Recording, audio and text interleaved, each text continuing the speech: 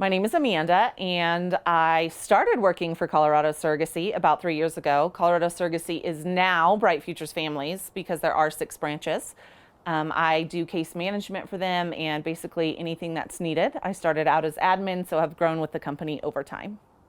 My experience as a gestational carrier was probably different than most, only because we were an independent match, mainly because I did it for friends. So we didn't go through an agency, we didn't really have a whole lot of support, including I didn't even have my own lawyer to start with. So it was a very different experience in that way because I was doing it for friends.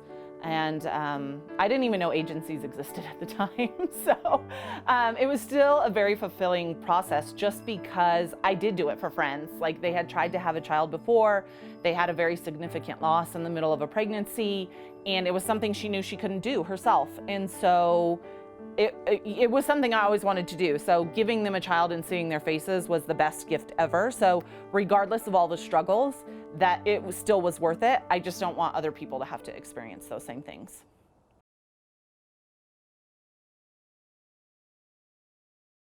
After going independent, now working for an agency, I definitely see all the benefits. So being independent, you're it.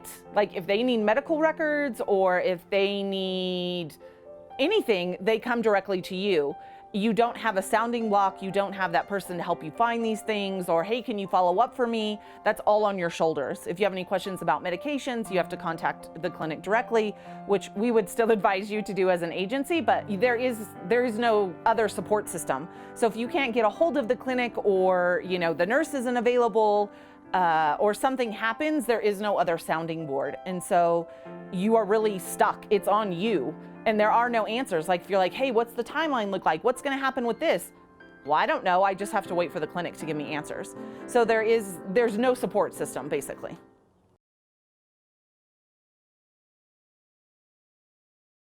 That moment when you basically hand the child to the intended parents is the moment we all do this for, right? To see the joy on their faces, to see that excitement that they get a hold, you would hope, a happy and healthy baby, and be able to, have a happy family. This is what they're doing this is for. This is why they want, to have children, to have a family, and you were able to help them with that. So that's the reason why we do this, is to basically make that dream come true. It was great in that moment. It was a bit of an odd situation because they were outside the room and my water broke, and I knew baby was not going to stay in long because it was my 3rd birth. And so they barely made it in time back into the room for the delivery. The intended father was able to, the father then was able to cut the cord and be with their baby. So that was the best part, of seeing them look over their baby and admire them. And even though, the nurses are doing their thing and they're trying to make sure everybody's okay, just seeing their faces and that joy.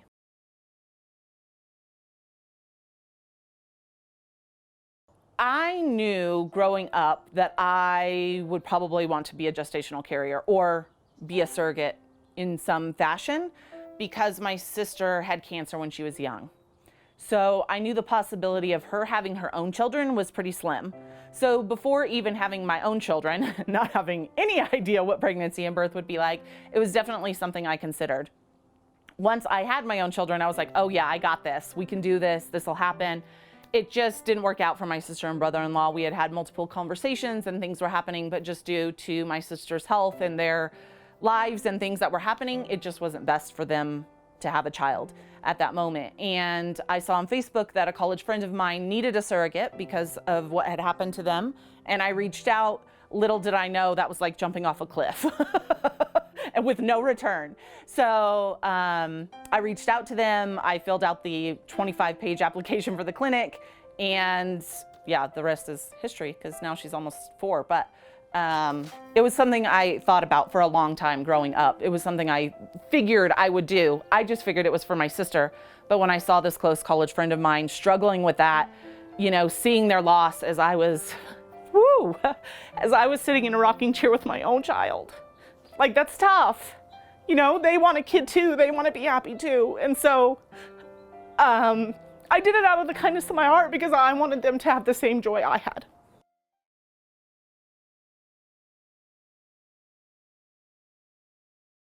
It was just something I wanted to do and knew it was possible, but like I really hadn't researched the process. I didn't even know there were agencies. I didn't even know if there were support groups, like none of that. So I didn't really have any expectations of that. I probably thought it was honestly easier than it was. Because in reality, it was not that easy. The process wasn't that easy, even though we moved fairly quickly because we were an independent match and I was doing it for friends. It was not an easy process at all. That includes like legal and not having my own representation, not having an escrow account, which are things I now know like you should never do. But I didn't know that at the time, you know, I didn't have any expectations. I didn't know what the process was supposed to be like. So now looking back, I'm like, oh, there were lots of things that we probably shouldn't have done, but we still ended up with a baby. And luckily I did do it for friends, so it ended in a happy ending.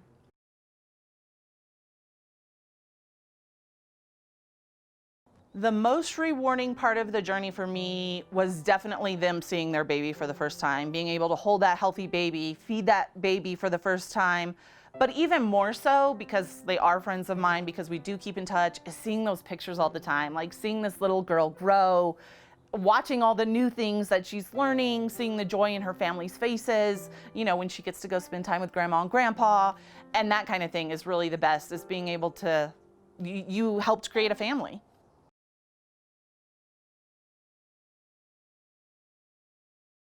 For those thinking about becoming a gestational carrier, do it, but realize there are lots of pieces and processes and variables to this process. Nothing is 100%, like nothing is like, this is how it's gonna go, this is the straight and narrow path we're on. It never works that way. There's always like 5,000 different variables and parts of the process that are working into that. But also to realize that even if this is something you really wanna do, you may not be a great candidate. So even though I did this for friends of mine, I still had to go through a screening process. They still had to pull my medical records. I still had to get a physical screening. I still had to do psych, a psych consultation. So all of those things are part of the process, and you might not make it through in order to actually become a gestational carrier.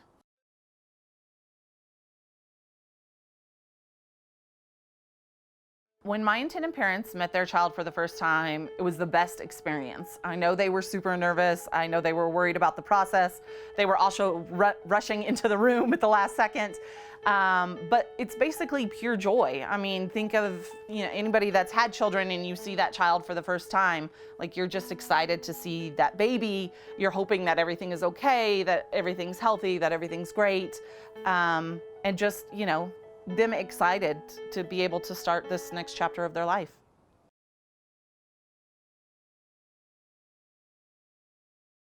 My family and my children were super supportive of this process, although I'm pretty sure some of them thought I was crazy. And how could I give up how could I give up a baby? But it wasn't my baby, it wasn't my own child, so I wasn't giving up anything, I was just giving it back. But they were super supportive. My husband was super supportive. My mom and sister came out even after I delivered the baby and, you know, came and helped with my family and did stuff.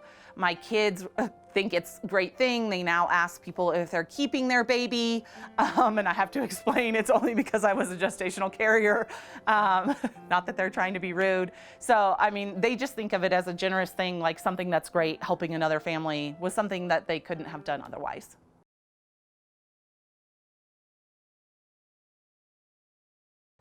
So an approach to kind of the emotional aspect of it, we get the question all the time, even myself personally, being a gestational carrier, is how could you give up that baby? How could you give up your baby? And my answer is always, it wasn't my baby. And you go into this process knowing that child is not genetically mine. It's in no way related to me. It has, other than me growing it, you know, kind of like sending your child off to school. The teacher isn't going to keep your child at the end of the day. They're more than happy to send them home. You know, so same kind of thing, it's just a little longer time period. You know, for that 9 months, I'm helping the baby grow and, you know, yeah, grow and be ready for, you know, to come out and meet their parents. But it wasn't my child. I wasn't giving up anything. I was only giving her back. And that's really honestly how most gestational carriers feel, most of them feel, is that they are just giving the child back to their parents. Most gestational carriers are done with their family. They don't want to bring another child home. That is not their goal. That is not why they're doing this. They really are wanting to help somebody else.